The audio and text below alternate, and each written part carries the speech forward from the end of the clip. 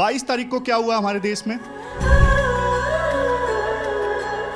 राम मंदिर प्राण प्रतिष्ठा, है ना? क्वेश्चन ये है, स्टूडेंट्स, खास करके स्टूडेंट्स भगवान राम के जीवन से क्या सीख सकते हैं? पेशेंस, स्ट्रगल, पेशेंस, स्ट्रगल, और बताइए सैक्रिफाइस। ठीक है, एक एक करके बात करते हैं। सबसे पहले है कमिटमेंट। कैकेयी ने राजा दशरथ से वादा ले लिया था, राज किसको सौंपा जाएगा? भरत को। और भगवान राम को क्या? 14 साल का वनवास। लेकिन राजा दशरथ राज तो देने के लिए तैयार हो गए थे भरत को, बट पुत्र मोह के कारण ना संकोच में थे कि मैं वनवास नहीं जाने दूंगा तुम्हें। तो भगवान राम ने ना राजा दशरथ को एक बात बोली, रघुकुल रीत चली आए प्राण जाए पर वचन ना जाए। तो ये जो कमिटमेंट थी ना, उन्होंने अपनी कमिटमेंट से वो कभी पीछे नहीं हटे। तो आपने भी कमिटमेंट कर ली है कि हमें किसी भी कीमत पे एग्जाम क्लियर करना है, और इस कमिटमेंट से किसी भी कीमत पे आपको भी पीछे नहीं हटना है। तैयार हो ना? ये सलमान खान वाली कमिटमेंट नहीं है। एक बार मैं कमिटमेंट कर लेता हूं, फिर अपने आप की भी नहीं सुनता हूं, समझे? ये भगवान राम वाली कमिटमेंट है। अब दूसरी चीज आप क्या सीख सकते हो? परजीवरेंस। परजीवरेंस का मतलब क्या होता है? देखो, परजीवरेंस का मतलब होता है एक ही डायरेक्शन में लगे रहना, लेकिन तब भी जब आपको ना चैलेंजेस आए। समझ रहे हो? दोनों में फर्क है। कंसिस्टेंसी क्या है? लगातार आप एक ही डायरेक्शन में लगे हुए हो। बट परजीवरेंस का मतलब यह है चैलेंजेस आने के बावजूद, डिफिकल्टीज आने के बावजूद आप नहीं रुक रहे हो। यह होता है परजीवरेंस। दोनों में फर्क है।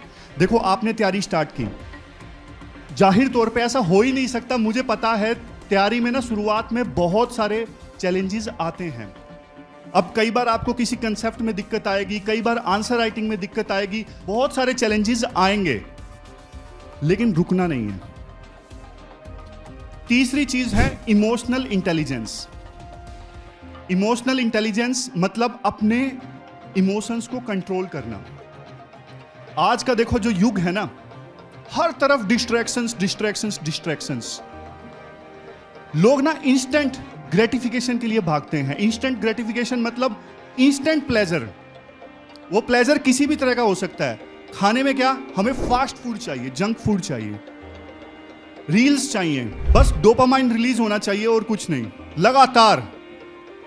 लेकिन देखो, एक चीज आपको बोलता हूं, असली योद्धा, असली प्लेयर जानते हो कौन है? जो ये छोटी मोटी इंस्टेंट प्लेजर्स को छोड़ के लॉन्ग टर्म अचीवमेंट के बारे में सोचता है। और जिसने ये सोच लिया ना, सक्सेस उसी की है। तैयारी को बढ़िया ढंग से एंजॉय करो, समझ गए? और ये चीज भगवान राम में थी, इमोशनल इंटेलिजेंस। उन्होंने कभी इमोशंस को हावी नहीं होने दिया। मैं आपको एक किस्सा बताता हूं। इंद्रजीत यानी मेघनाद, ब्रह्मास्त्र का यूज उन्होंने किया। लक्ष्मण एकदम से भगवान राम के पास आए और बोले कि उन्होंने ब्रह्मास्त्र का उपयोग किया है मेरे खिलाफ में, मुझे भी करना है। उनके पास भी था ब्रह्मास्त्र, लेकिन भगवान राम ने ना एकदम से उनके इमोशंस को शांत किया कि भाई रुको रुको, शांत हो जाओ।